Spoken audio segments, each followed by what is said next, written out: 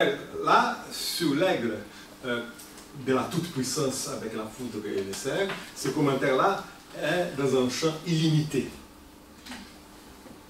Ça, c'est par rapport à la question du beau et l'idécétique du beau. Par rapport au sublime, il y a deux exemples d'art que cite Kant. Un, c'est l'exemple, deux exemples célèbres.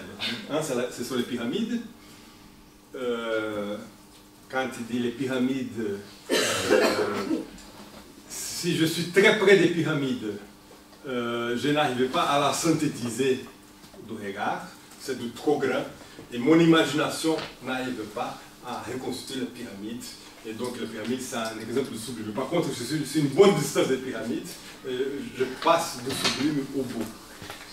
Et un autre exemple, c'est dans la chapelle Sistine, lorsque aussi je suis débordé par l'image. C'est un autre exemple de sublime.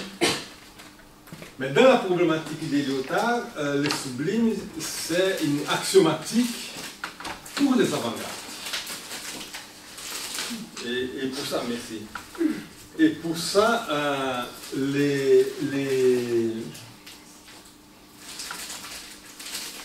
Malevich, par exemple, c'est l'exemple de Lyotard. Malevich, c'est une sorte de pointure qui vient plus d'un siècle après Kant, mais dont la théorie était déjà faite par Kant.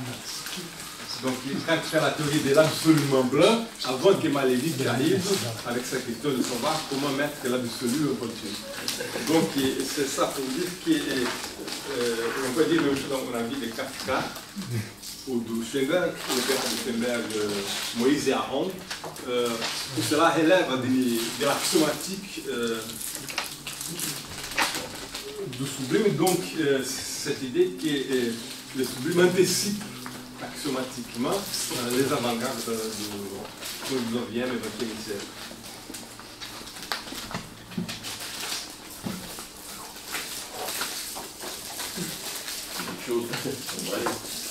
Oui, évidemment, c'est un exposition historique, c'est complexe. Ce qui met en jeu les pensées puissantes et basses, la pensée de Kant et la pensée du sublime, je pense repris par Lyotard. Bon, je pensais, moi, à un élément quand même de différenciation entre les arts, c'est mon hasard, dans la mesure où une certaine esthétique de la destruction de l'art, pour le littéraire, s'en accommode. La littérature, son littérature, ça reste une littérature. L'anti-art n'a pas affecté la forme même matérielle, au fond, du livre, des mots. Il y a quand même encore une syntaxe chez Beckett, même si elle était chez Joyce un peu torturée. On n'a pas déchiré une page sur deux, donc il n'y a pas cette destruction qu'on a vue par contre dans le monde de la peinture, des arts plastiques. Il n'y a pas eu cette autonégation, je ne sais pas si elle existait, une négation en général. Et bon, j'en veux pour preuve, au fond, une figure romantique de l'artiste qui se détruit lui-même en littérature, tout en restant à la fin en bon état apparemment. Il y a la lettre de Lorchamp de Hugo von Hofmannsthal qui m'avait frappé. Donc du début du XXe siècle, on a quand même un poète qui perd le goût de l'écriture, qui va décrire son anesthésie, mais littéraire. Il ne va pas le faire à la manière de Beckett, enfin c'est quand même une très belle langue. Il va décrire en tout cas son perte de sentiment de goût pour les mots, pour tout ce qui se donne à voir par les mots et à sentir par les mots. Donc on est au bord d'un suicide esthétique, c'est le contenu dont ce journal, c'est très beau, en fait ça reste très beau pour le coup, c'est sublime, puisqu'on a l'extinction de la littérature qui se donne à lire, puis ça reste un texte à la fin, il n'y a pas de problème, on peut vivre fortement, on peut même vivre comme Rimbaud, on arrête, il n'a pas écrit, et puis après il s'en va, il n'a pas détruit s'il a écrit, ou qu'il n'a pas dit qu'il fallait ne plus écrire, fondamentalement, alors que Duchamp l'a fait, lui, il a arrêté, il a dit qu'il fallait la peinture, en fait. Il y a eu des actes de destruction de la peinture. Et une radicalité de l'anti-art ou de l'anesthésie, je sais pas comment ça se situe dans les arts plastiques, et puis un statut d'art conceptuel qui change du tout autour aussi, puisque on ne peut pas parler d'art conceptuel en littérature, on l'a dit en peinture. Et qu'est-ce que c'est que cet art conceptuel? Il n'est apparemment pas cognitif, il pourrait se réclamer du sublime lyotardien, et je crois que c'était largement fait des deux côtés. C'est-à-dire Lyotard a largement appuyé Kossuth, donc un art conceptuel stricto sensu, tout en étant lui-même affecté, bien sûr, par des démarches de Kossuth, et son questionnement philosophique, puisqu'en mettant en question la philosophie elle-même, il a accepté ça. D'ailleurs, j'étais toujours très étonné de voir à quel point il était passif, entre guillemets, et affecté par le geste éminemment anti-artistique de de costume, à mesure où la peinture, ce qu'on appelle les arts plastiques, n'existe plus. Donc c'est un geste du chantier prolongé, avec notamment la chaise, la définition du dictionnaire, et qui privilégie les mots, en général les mots ou une reproduction technique. Mais rarement une création de forme, rarement une modification de forme comme Picasso ou Soutine ou Bacon. Donc il n'y a pas de mutation de la forme. Il faut s'entendre ce qu'on appelle les formes, évidemment c'est les formes de la sensibilité, mais la forme, au fond, pour un homme comme Adorno, et c'est en ça qu'il s'oppose d'ailleurs à Benjamin, parce qu'il reste fidèle effectivement à une certaine forme de sensibilité liée aux matériaux quand même, mais dans les arts, dans les disciplines, il n'est pas pour le mélange des arts d'ailleurs, il a écrit quelque chose sur la frange entre les arts, donc il garde quand même, lui en tant que musicien d'ailleurs, mais aussi écrivain, ces différenciations-là, il ne croit pas du tout à une contamination l'un par l'autre, au contraire, il critique ça fortement, et alors il développe, je crois, le concept, mais je ne sais pas s'il le développe, mais je l'ai vu, ça m'avait frappé, et bon, évidemment, c'est difficile d'embrayer là-dessus aussi, mais je crois qu'il parle de digne forme. Donc la forme serait la chose elle-même. Digne forme qu'il envoie à Benjamin, enfin, comme ça, en opposition à la perte de l'aura. En plus, pour lui, c'est la perte plutôt du caractère artistique, l'Enkunstung, dont on a parlé aussi, je ne l'ai pas directement évoqué, mais qui est là aussi en arrière-plan. D'autant plus que cet affect romantique, en fin de compte, pour moi, le romantique au sens de l'absolu littéraire, qui a été très bien développé par Jean-Luc Nancy et la Clapart, à partir donc du paradigme de l'absolu littéraire romantique allemand, qui se prolongerait peut-être jusqu'à aujourd'hui, où un certain nihilisme de la vie crée au contraire une forme littéraire esquive, extraordinaire, violente, forte, où la culture de l'esprit, tant que le mot et la langue, crée et déplace le monde et bouleverse les choses. Mais il n'y a pas, je crois, d'autodestruction en littérature, comme on a vu fortement dans les arts plastiques. C'est le seul art qui a vraiment payé le prix fort d'une remise en question. Alors, est-ce qu'elle est réelle, cette remise en question? En tout cas, au niveau des faits, du fait pictural, je dirais Malraux, compris un peu par Lyotard, le fait pictural, c'est justement tout le contraire. C'est poser des rapports plastiques, c'est créer une forme comme Cézanne, c'est pas tomber dans la littérature, justement. C'est-à-dire peut-être un sublime littéraire qui serait une source d'anesthésie pour le peintre. C'est pas l'anesthésie calculante, c'est pas une littérature calculante dans le capitalisme littéraire destructif pour la peinture, mais quand même, il y a un danger conceptuel, philosophico-littéraire pour les peintres littéraires, enfin non littéraires qui étaient les impressionnistes d'ailleurs, et les cubistes aussi, qui ne se voulaient pas d'ailleurs dans une sorte d'approche immédiate de la sensation, comment dirais-je, d'immédiateté en général. Il y a une médiation. Alors je ne sais pas si c'est un entendement, si c'est un concept, mais la plastique a été, je défends cette notion-là, conceptualisée fortement, mais on sait que la notion de plastique s'est étendue aussi à beaucoup de choses, une appellation non contrôlée, ça donnait lieu même à des philosophies entières, chez certains déridiens, des philosophies politiques, la plastique politique, la fiction politique, et ça relance aussi un certain sublime esthétique contemporain. Donc voilà, c'est à peu près ce que je voulais dire, il y a plusieurs choses, mais pour ce qui est du suprasensible, on a en plus ce sens commun, qui est une promesse du jugement esthétique partagé. Le suprasensible, il le situe, Lyotard, bien sûr, dans cette philosophie du sens commun sur laquelle j'ai travaillé, moi, puisque c'était mon sujet de thèse, une communauté suprasensible. Elle-même se donnait à sentir, bien qu'elle ne pouvait pas la sentir, mais c'était le sublime. Et alors, pour ce qui est d'un sens commun sublime, une notion hérétique dans les lettres kantiennes, moi je l'ai utilisé, c'est une formulation de Deleuze. Donc un jugement de goût, en fait, sublime. Un jugement de goût des forces, de l'affect. Brunt, de l'affect abrunt, de l'affect abyssal. Chez les Derridiens, ça c'est plutôt l'écriture d'usage, c'est-à-dire la mort, en fait, qui remplacerait les choses. Et je ne crois pas que ce soit un carburant absolument essentiel pour l'art. Enfin, c'est un carburant, mais le moteur n'est pas dans le carburant. Si on fait cette opposition-là, il y a toute une vie, toute une mort, toute une souffrance, tout un abrunt, qui serait une sensibilité, évidemment, la première et la dernière. Mais l'art n'est pas l'art, ni dans le chaos, mais quand même dans la mise en forme, à partir du chaos. Et dans la mise en forme, là où moi je fasse le formaliste, tu sais, et dans l'esthésisme, une esthésiste qui ferait déjà une séparation que Duchamp a fait d'ailleurs négativement. Il a bien séparé la plastique et le surréalisme. Le surréalisme n'a pas grand-chose avec la peinture, mais il disait aussi quelque chose de tout à fait confondant, qu'au fond, le peintre que je suis se devait, enfin, après ça, se devait d'être influencé par un écrivain et non par un autre peintre. Et nombre de peintres plasticiens qui ont joué la littérature contre la peinture méritent quand même qu'on s'y attarde. D'autant plus que c'était quelque chose de tout à fait critiqué à l'avance, à travers le choix du sujet ou du thème, par des artistes donc, de la forme, de la sensibilité, qui étaient des impressionnistes et des cubistes. Surtout pas de thème, enfin ce n'est qu'un thème dans ce cas-là, mais surtout pas de sujet, et surtout pas donc de finalité, effectivement, et éthique, mais de finalité cognitive. soyons dans la sensibilité ici et maintenant.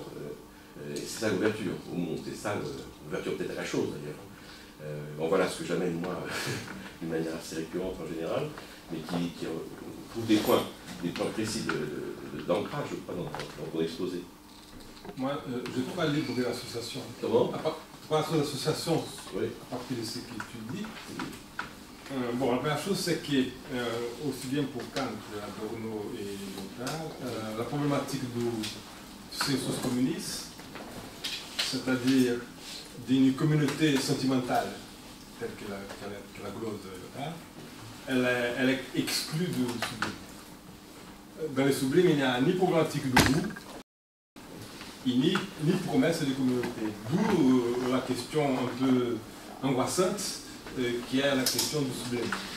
Et d'ailleurs, Lyotard dit ça par rapport à Hannah Arendt, qui a beaucoup travaillé à la fin de sa vie, à la question du jugement esthétique. Il dit Hannah Arendt n'a jamais fait les pas de sortir du beau et d'aller vers le sublime, peut-être pour se protéger contre l'angoisse. Toi, l'intérêt du sens commun, qui est une sorte de sixième sens, tout à fait étonnant. Ah non, mais ça... C'est le l'esprit, tu connais, hein, c'est pas posthume, c'est d'un écrit, mais une philosophie du sens commun qui est radicalisée. Moi, je sais pas si oui, non, mais ça, oui. Mais, non, mais elle ne dit pas ça, elle n'élabore pas l'analytique du sublime. Non, non, mais dans ses côtés extensifs. Dans son livre Juger, la fin de... Voilà. Qu'elle a découvert à New York, l'année où elle est morte, elle travaille beaucoup sur l'esthétique politique, mais sans entrer dans le sublime. L'idée de... J'aime beaucoup le thème que tu as appelé l'autodestruction. C'est un thème chez Blanchot très souligné. Et Adorno, je me suis souvenu de cette phrase d'Adorno: l'art ne peut être l'art que s'il va au-delà de son concept. Donc, il y a une sorte de définition paradoxale. Il faut que l'art aille au-delà du concept d'art pour continuer à faire de l'art. Et ça passe avec, et il ne peut le faire, l'art ne peut continuer que s'il est dans l'autonégation. L'art ne poursuit qu'à travers l'autonégation. Ça c'est chez Beckett, même dans les petits extraits que je vous ai donnés, on voit déjà, il pose une chose, à la phrase suivante, il la retire. Mais à l'intérieur d'un travail sur le matériau, quand même. C'est ça. Comment ça? À l'intérieur du travail, je ne sais pas où s'arrête le concept d'un art, mais c'est toujours un au-delà de l'art, à l'intérieur du travail spécifique sur le matériau chez Adorno. Ah, chez Adorno, voilà. Oui. C'est Adorno. Bien sûr. Ah oui, c'est important, parce qu'on ne va pas remplacer du coup la couleur par un mot. On va travailler la couleur. Et puis si on fait un mot, on ne va pas remplacer. Selon Beckett, on pourrait retourner Beckett, après tout, il utilise des mots. Banal. Donc il faudrait peut-être mettre des traits, des lignes. Mais justement, les lettristes pourraient être remettre en question. Tu vois, tu as des gens qui ont une lisibilité complète pour déboucher sur autre chose encore. C'est le projet lettriste. Hein. Mais c'est que Beckett dit... tout ça. Beckett dit, j'utilise des mots, mais c'est surtout pas ça qu'il faut, à quoi il faut s'en tenir. Je voudrais lire une phrase que, à mon avis, c'est une introduction à ce texte de Beckett. On pourrait lire comme ça. C'est Octave Paz. Octave Paz, là, vous le connaissez, très intéressant. Et qui a un livre qui s'appelle La flore saxifrage. Saxifrage, vous voyez cette fleur. C'est une plante. Une plante, voilà. Mais il l'utilise dans un sens adjectif, là. Il utilise, c'est une sorte de... Une plante saxifrage. Voilà, c'est une sorte de... C'est une roche saxifrage. Ça, c'est une sorte de métaphore de la résistance, parce que c'est une plante qui brise les bétons. Elle est fragile, mais quand elle pousse, elle fend les bétons et elle pousse quand même. Et donc ça s'appelle La flore saxifrage, et c'est une série de textes littéraires, des critiques littéraires, et certains des thèmes qui évoquent, en particulier concernant la pratique de Soulari, il l'aborde ici. Et là, il a cette phrase sur l'atelier de l'écriture de l'écrivain. Sur l'atelier d'écriture de l'écrivain. Il dit « L'œuvre n'a jamais de vraie réalité. Pendant que j'écris, il est un au-delà de l'écriture qui me fascine. Et chaque fois que je crois l'atteindre, il m'échappe. L'œuvre n'est pas ce que je suis en train d'écrire, mais ce que je ne finis pas d'écrire. Ce que je n'arrive pas à dire. Si je m'interromps et lis ce que j'ai écrit, les vides à nouveau apparaissent. Sous les dits, j'ai toujours le non-dit. Donc, l'écriture repose sur une absence. Les mots masquent un creux. L'œuvre souffre d'irréalité. Toutes les œuvres, même les plus parfaites, sont les pressentiments ou les brouillons d'une autre œuvre. L'œuvre réelle, jamais écrite.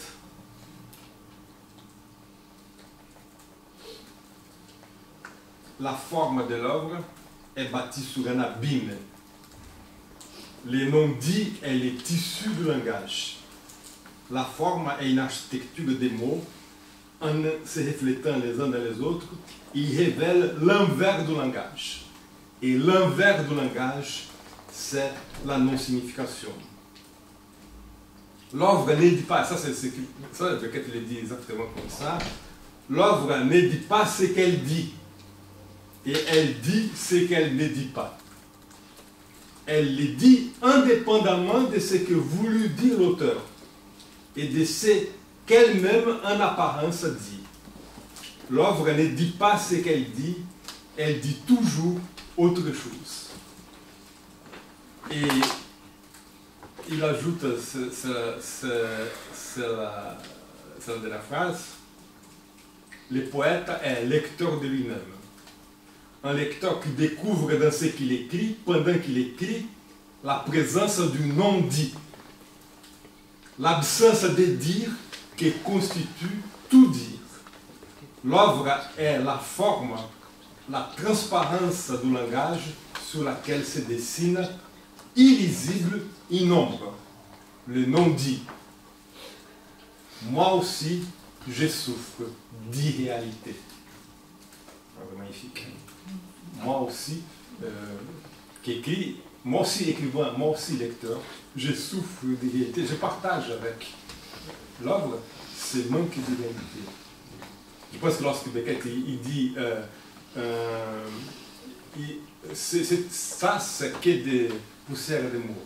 Mais à l'intérieur de ça, il y a du non-dit, où il y a de l'entre-ligne, où il y a. Et c'est ça l'innommable. Donc, je ne vais pas nommer l'innommable par définition, mais je peux l'inscrire dans la poussière du nommable. Juste une chose que je voudrais te demander par contre, oui, par rapport à ce que tu disais. Oui. Dernière chose. Comment tu les vois par rapport aux études de Notak sur Arakawa, Buren et Albert M. C'est souvent évoqué, mais on n'a pas... Oui, c'est la question que peindre sur des artistes qui sont aussi différents les uns des autres, et où la peinture, au sens traditionnel du terme, qu'est-ce que ça veut dire? La peinture au sens traditionnel du terme est remise en question au moins par le japonais, qui est donc un artiste de la correspondance.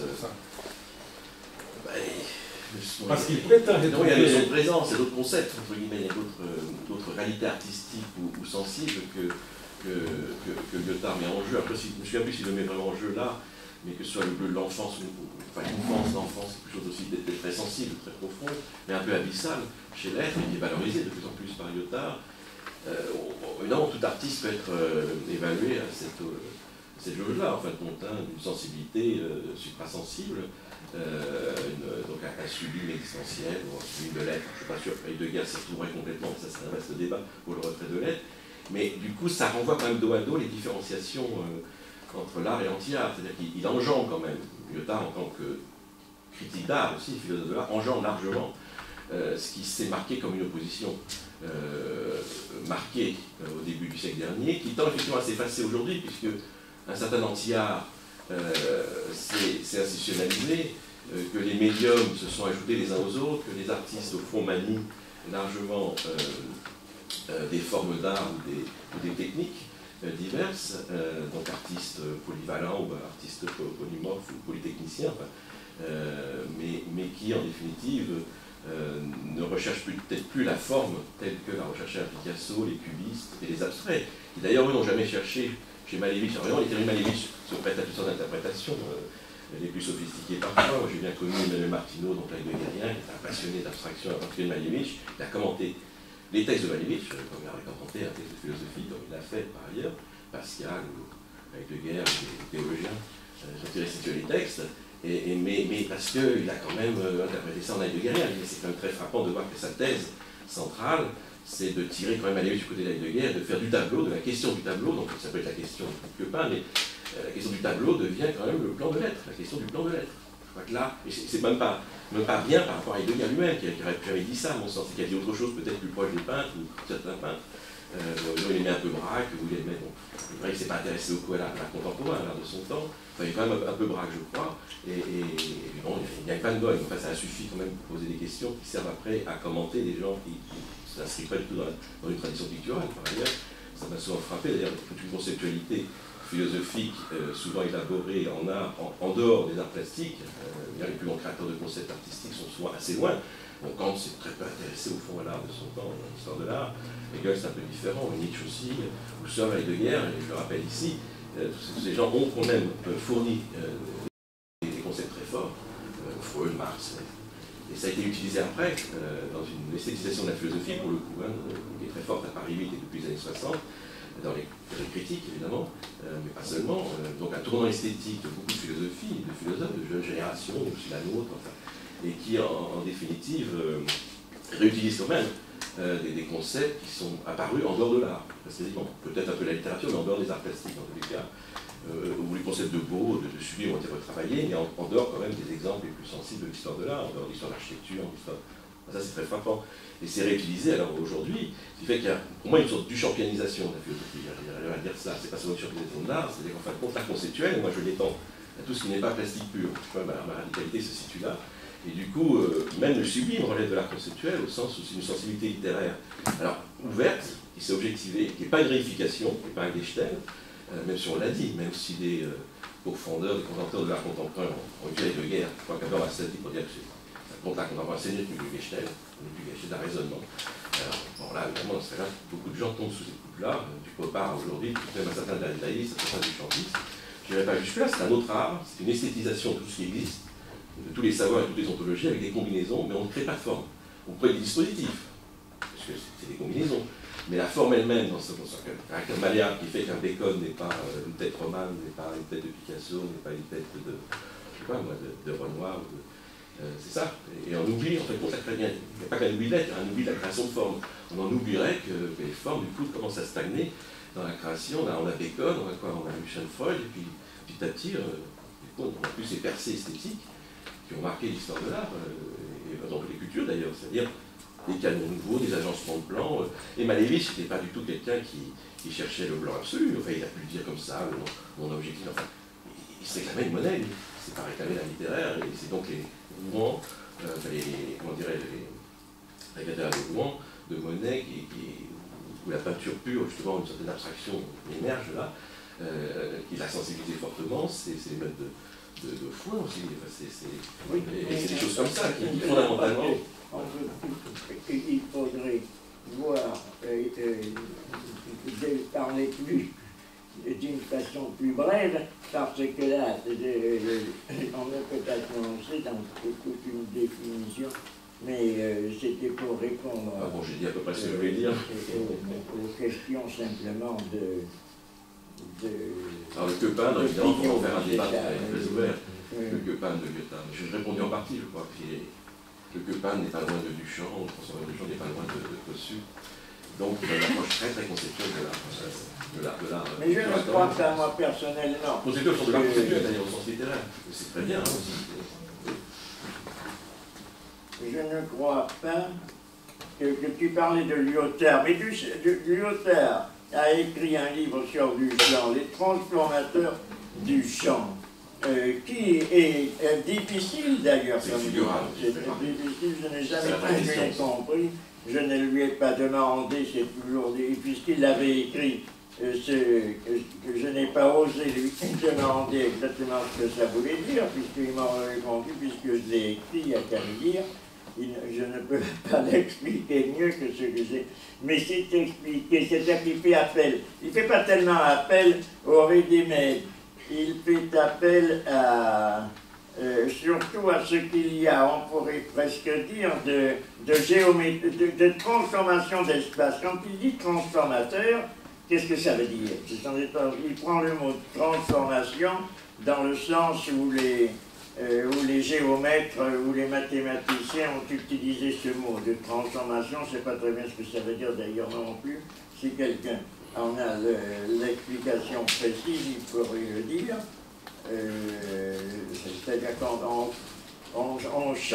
fait des applications, on change quelque chose, on passe d'un type d'espace à un autre, qui sont des espaces non, je le vois ainsi, moi, dans recouvrement exact. C'est-à-dire qu'il y a des transformations.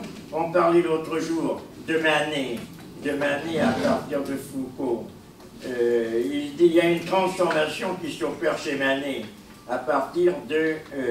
c'est juste, c'est généralisable ou non, bon, ça avait été discuté, on avait dit que ce n'est pas tout à fait exact, ça s'est fait avant, et d'autre part, ça n'existait pas tout à fait chez Manet, bon, si l'on veut. Mais admettons qu'il y a une transformation chez Manet, c'est-à-dire que l'on passe du tableau miroir ou du tableau perspectiviste, ou du tableau miroir, du tableau dans l'idéal, du tableau représentatif, bien entendu, figuratif, du tableau qui représente un miroir ou une fenêtre ouverte, à travers lequel on voit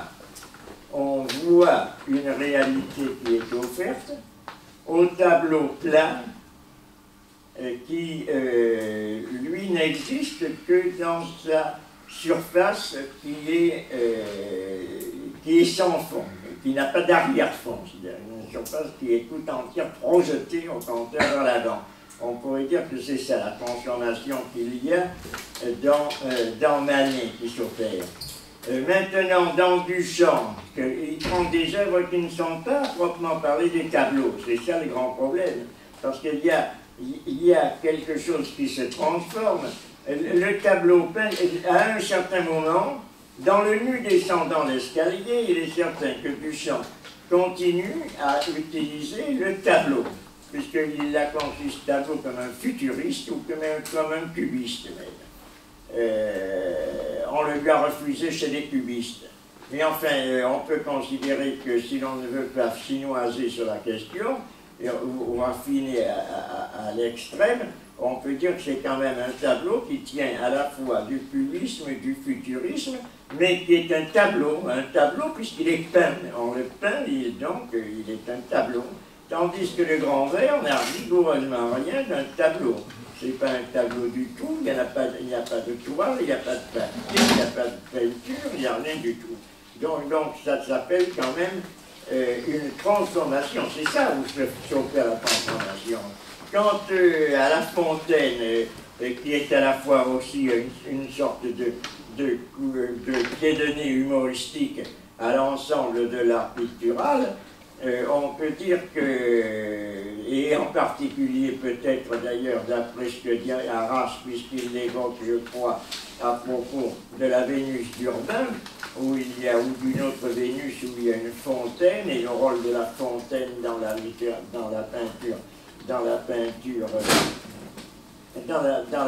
de la Renaissance, on en voit à plusieurs reprises, effectivement, des Vénus ou des nymphes auprès des fontaines. C'est une sorte également de conversion qui est ironique et qui est une transformation du champ de vision, du champ d'existence, de l'émotion, de la sensibilité esthétique. C'est ça que je vois. Donc, il y a trois transformations. Il y a une transformation qui s'est opérée au moment de Manet, si l'on veut, appelons Manet comme une sorte de repère. Donc, soit Manet ou d'autres, ça ne fait rien. La transformation Manet, la transformation Duchamp, et puis au-delà, il y en a eu d'autres d'ailleurs, depuis, parce qu'il a lancé la voie à une quantité de transformations, mais Qui dit que ces transformations n'existent pas? Bon, quels sont les critères? Bon, c'est ça, on cherche le critère. Il y a des gens pour lesquels le critère va être une sensibilité qui est statistique. On pourra dire qu'il y a des gens qui trouveront bien transformés un certain nombre d'œuvres, mal transformés un certain nombre d'autres. On peut dire des gens qui, par exemple, pour prendre l'excès, et pour m'introduire personnellement du point de vue du goût, je trouve que, par exemple, les grandes surfaces de fer ou de fonte café Robert Serra, que vous connaissez, qui a fait de grandes surfaces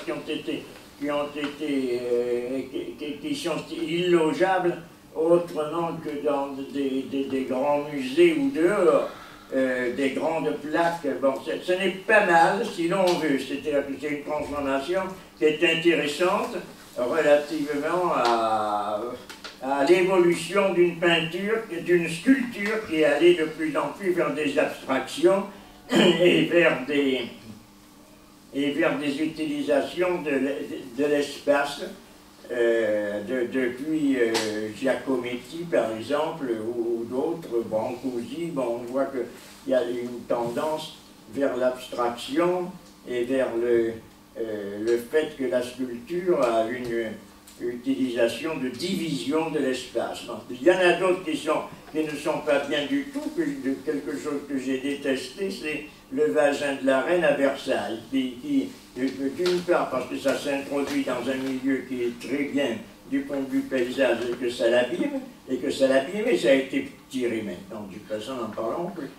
Mais, ou bien alors, les œuvres, je ne sais pas comment il s'appelle, quelqu'un qui avait fait également à la place sur la place Vendôme, avait fait une sorte d'installation. Il y en a d'autres qui sont pas mal, une dont je vous avais parlé, qui avait été, c'était un auteur argentin ou chilien, enfin du sud-américain, qui a été fait sur une pièce d'eau et qui avait une signification conceptuelle d'ailleurs, et même moralisée, et même éthique, puisqu'il s'agissait de protester contre la détérioration du climat, la montée des eaux dans certaines parties du Pacifique qui allait de supprimer certaines îles, donc les populations de ces îles mêmes, et qui étaient faits avec des bustes qui émergeaient et qui s'enfonçaient progressivement, une série de bustes qui s'enfonçaient progressivement dans l'eau du bassin du parc de Montsouris. Voilà un genre d'installation qui n'est pas mal. Enfin, je m'arrête parce que je ne veux pas faire moi non plus tomber dans le défaut que je critiquais d'accaparer le discours, la parole. Mais c'est ça. Alors donc, il y a une estimation esthétique. Il y a ce qui esthétiquement va, du point de vue de la sensibilité, va frapper, mais qui interdit également, je pense, une universalité esthétique telle que l'entend Descartes. Je pense que cette notion d'universalisme n'est plus valable, en admettant que c'était valable à un certain moment. Ce n'est plus valable parce que il y a une sorte de division, de multiplicité des intérêts, des goûts, etc. Donc il y a une dispersion très certainement de l'éthique kantienne, de l'esthétique kantienne autour de cette appréciation, autour des critères d'appréciation. Je ne pense pas qu'on puisse dire qu'ils se reconstituent. Ils se reconstituent parce qu'on les impose, parce que les municipalités, les puissances, les sponsors auront assez d'argent pour acheter quelque chose et le mettre là, puis en disant admirer. Mais sinon, je ne pense pas qu'il y ait de nouveau une universalité du goût qui puisse être imposée, ou tout au moins qui puisse être acceptée sans discussion par tout le monde, comme ce l'était quasiment au XVIIIe siècle. Je voudrais ajouter une chose. Oui, vas-y, excusez-moi Non, non, c'est juste rapidement revenir sur... Parce qu'il y a une ligne de lecture par rapport à Duchamp, dans les livres de transformateurs Duchamp, c'est la question du retournement, que les Grecs appelaient strophée. Et je me souviens qu'il y avait chez Lyotard, vous imaginez une roue dentée.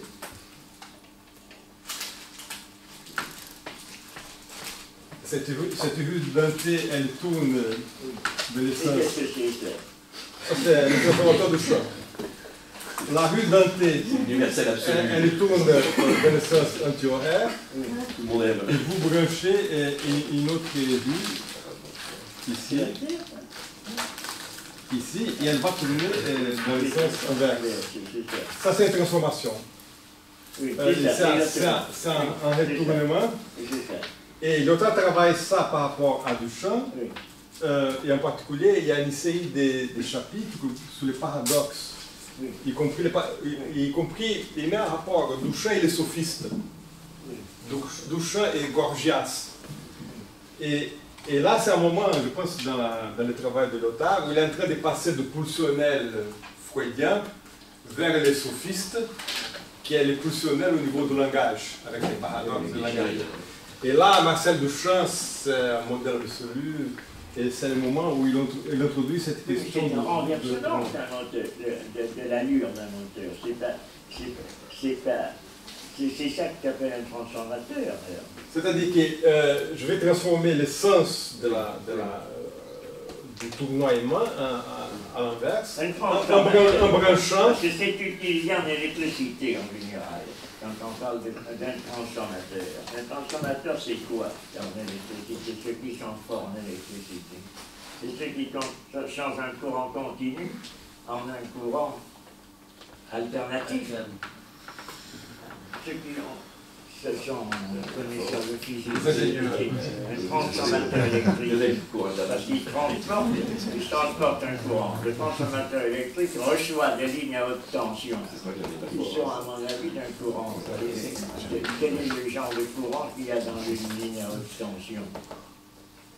Non, vous ne connaissez pas? Les transformateurs. Là, je savais bien maintenant que je sortais du bac, mais maintenant il y a quand même 90 ans et je ne me rends pas plus. Mais vous devez le savoir. Mais ça, c'est. René, dans ces cas-là, c'est un transformateur d'énergie. Hein? De l'énergie. D'énergie. Donc, comme le travail de deuil, c'est un transformateur d'énergie. Hein? C'est un travail de transformation d'énergie. L'énergie positive en énergie négative. Oui, d'accord. Alors il faut mieux l'utiliser relativement à la psychanalyse. On n'a pas à faire de calcul et à être très précis. Oui, c'est ça. C'est plutôt l'énergie qui est transformée dans l'appareil psychique freudien. Mais je ne sais pas si Duchamp, si l'auteur se rapporte à Freud, ou se rapporte à la physique. Parce que Duchamp se rapporte à la physique, il fait énormément d'équations, énormément de diagrammes, quand il travaille pour le grand verre, il donne l'impression à la fois de faire un certain nombre de calculs tout à fait pour la montre, qui sont des écrits artificiels, de la même façon que dans la bande dessinée du savant Cosinus, on met au tableau tout un tas d'équations qui n'existent pas, mais qui font de l'effet, parce qu'il y a des intégrales, des disques, des choses comme ça. Mais il y a du sérieux, je crois, c'est Duchamp dans les équations qu'il utilise. Il croit véritablement, on a l'impression qu'il y a une dépendance que l'on peut appeler diagrammatique, puisque ce que font le discours scientifique, les opérations, les équations, algébriques ou physiques, ce sont donc des diagrammes, c'est-à-dire selon lesquels on peut précisément penser des mouvements, réaliser des mouvements, comme une parabole, par exemple, peut-être le diagramme pour la chute des corps. Donc là, ce sont des diagrammes donc, qui opèrent des transformations, mais qui ne sont pas très perceptibles, qui ne sont pas la même chose que les transformations.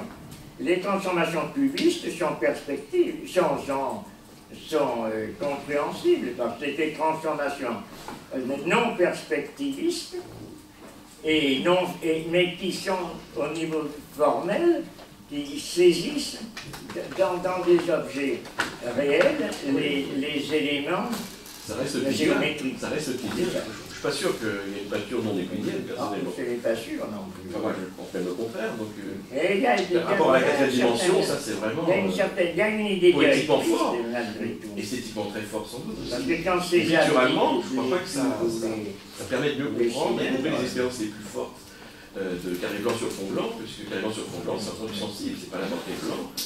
C'est un blanc chaud, je crois, ces blancs production sont sur un blanc froid. Le carré lui-même est orienté d'une certaine manière, on voit les pinceaux, donc c'est encore une expérience sensible, vraiment sensible, réduite apparemment, sa plus simple expression jusqu'à un certain point. On a le rapport plastique, on a un équilibre, il a quand même bien pensé son carré dans le carré. Le carré noir aussi n'est pas purement symétrique, hein. C'est pas du minimalisme du tout. C'est un carré qui est très irrégulier, c'est fait à la main, c'est comme Mondrian, c'est très artisanal. C'est pas du tout mathématique de ce point de vue-là. Ça reste sensible du début à la fin. C'est aussi sensible qu'un tableau impressionniste, tous ces gens-là viennent de l'impressionniste et du cubiste, c'est-à-dire d'un art rétinien. Ligne de partage, moi je la retrouve toujours. Et dans la théorie, et dans la pratique de ces artistes-là, à cette époque-là, puisque c'est pas là que ça s'est joué, c'est comme pour la physique contemporaine, les cadres de la modernité, enfin, ce qui nous a dominé au XXe siècle jusqu'aujourd'hui, que ce soit en sciences ou en art, c'est bien le début du siècle dernier. Et là, en l'occurrence, je trouve que l'art rétinien ou non rétinien, on peut le marquer quand même nettement, mais je ne suis pas sûr que Malevich, comme on dit souvent, serait du côté du champ, mais plutôt du côté des Gulis. Oui, mais dans ce cas-là. Donc c'est pas le non-art, c'est ça que je veux dire, c'est pas la rupture. Duchamp ne fait que suivre. Au lieu de rompre, tu affirmes toujours qu'il y a une rupture chez Duchamp avec l'art. Oui, il y a une rupture que je reconnais. Volontiers, il l'a affirmé lui-même, d'ailleurs c'est même pas de dire qu'il n'y en a pas, il y en a une. Dire qu'elle est une rupture hors de l'art, c'est quelque chose de différent. Parce que ce soit hors de la peinture, c'est tel qu'on l'entend. Dire qu'elle est hors de la peinture, ce n'est pas accepté par tout le monde. Par exemple, justement, Delduff, que tu n'aimes pas, affirme qu'en fait, il y a une possibilité qu'on peut appeler peinture, si l'on veut même les résumés de Duchamp, étant donné qu'il faut utiliser une appellation nominaliste et non pas une appellation nominaliste, que je ne crois pas. Mais d'autre part, la peinture, chez Duchamp, il y a une tendance, cette tendance géométrisante ou diagrammatique existe dès le début. Dans l'établissement de la perspective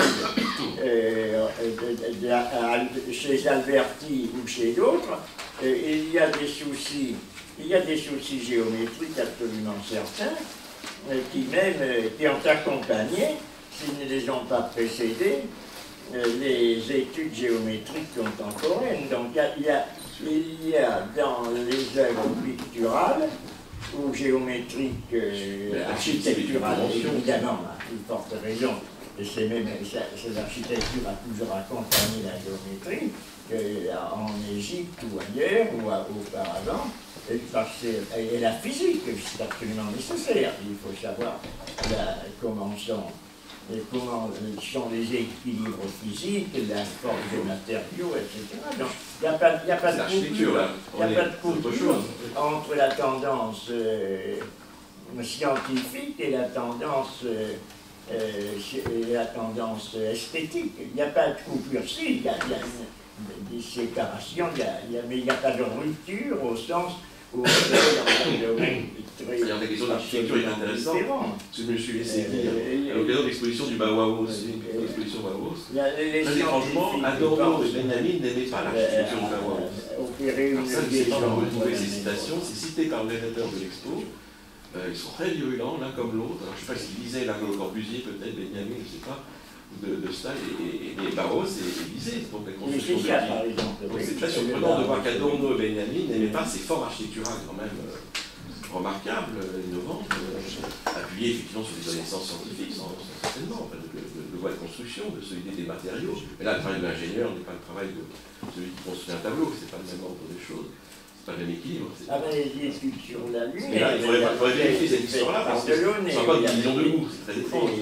Ce qui fait qu'ils n'ont pas aimé cette architecture-là, sinon parce que c'est des boîtes de conserve. Pour moi, boîtes de conserve, dit Benjamin, il faut vérifier ça. Mais il y a un thème chez Adorno, l'architecture n'a de sens que si j'ai une architecture comme œuvre d'art, que si j'ai quelque chose à célébrer. Or, aujourd'hui, il n'y a rien à célébrer. Et donc, un monument architectural. Une vision monumentale de l'architecture. Sinon, alors bon, évidemment, c'est la question de la Fondation Vuitton qui a d'ailleurs donné lieu à une attaque publique, une lettre ouverte signée par d'éminents philosophes, du fils de Derrida jusqu'à Gambel, en passant par le Nancy et bien d'autres, du Hermann, je crois aussi, qui s'en prenaient à l'art du luxe. Je ne saurais pas trop apprécier l'architecture, qui fait davantage de l'unité, de Derrida en l'occurrence. Mais tout ça a été mis du même côté d'une célébration de fortune, en fait, une célébration de. Alors, on ne peut pas dire qu'il est en train de création de forme là, mais c'est une célébration qui évidemment pose problème en l'occurrence. Je ne sais pas si Adorno voulait l'architecture de la célébration, mais il y a une célébration populaire aussi bien, c'est comme un projet des avant-gardes architecturales de tous ces groupes qui voulaient à la fois être artisans et artistes et travailler pour une certaine industrie. Oui. Ce n'est pas en la même direction, mais je voudrais poser une question, je crois, en relation à la lecture que tu as fait la dernière fois et aussi à vous. Parce qu'il me semble que le système de Kant qu'on utilise ici, c'est toujours très rigoureux. Et cette distinction entre les formes et matière,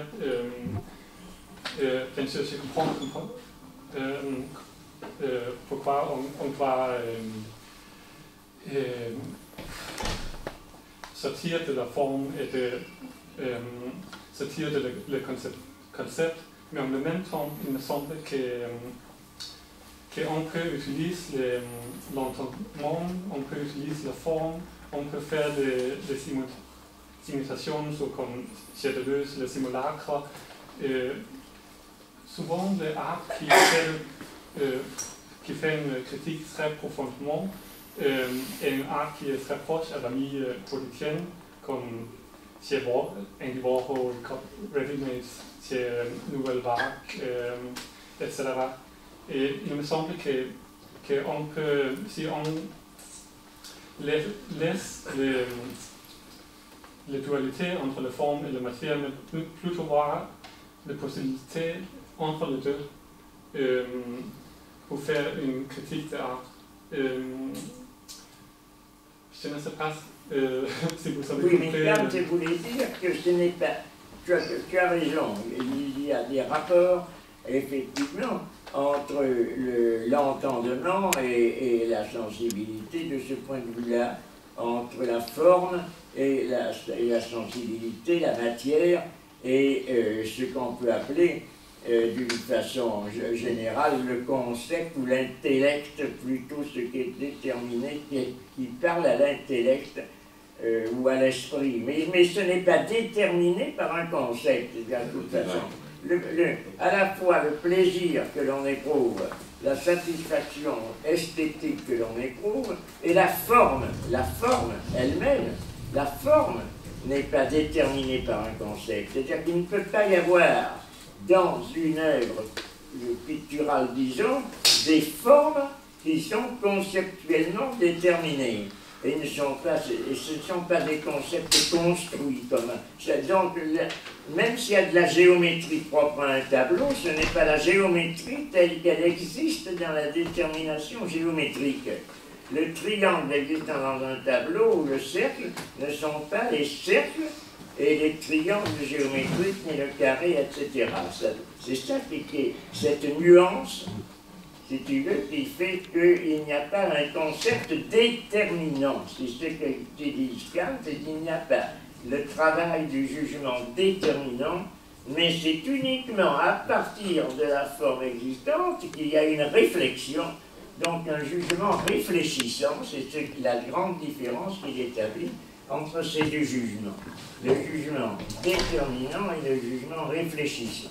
Qui est remis en question par des s'occupe de ce qui concerne uniquement le jugement réfléchissant. Évidemment, mille fois d'accord avec ce qu'il dit. Je voudrais reprendre ici. Je pense que ce qui Kant pense dans le beau, dans le cas du beau, c'est une tension entre les formes de l'imagination et le concept de l'entendement. L'imagination propose des formes. Et ces formes-là sont des formes qui appellent une conception, un travail de l'entendement. Sauf que c'est un rapport de défi. Ces formes défient l'entendement. L'entendement voudrait réguler les formes. Mais il n'y parvient pas parce que les formes sont un excès sur l'entendement.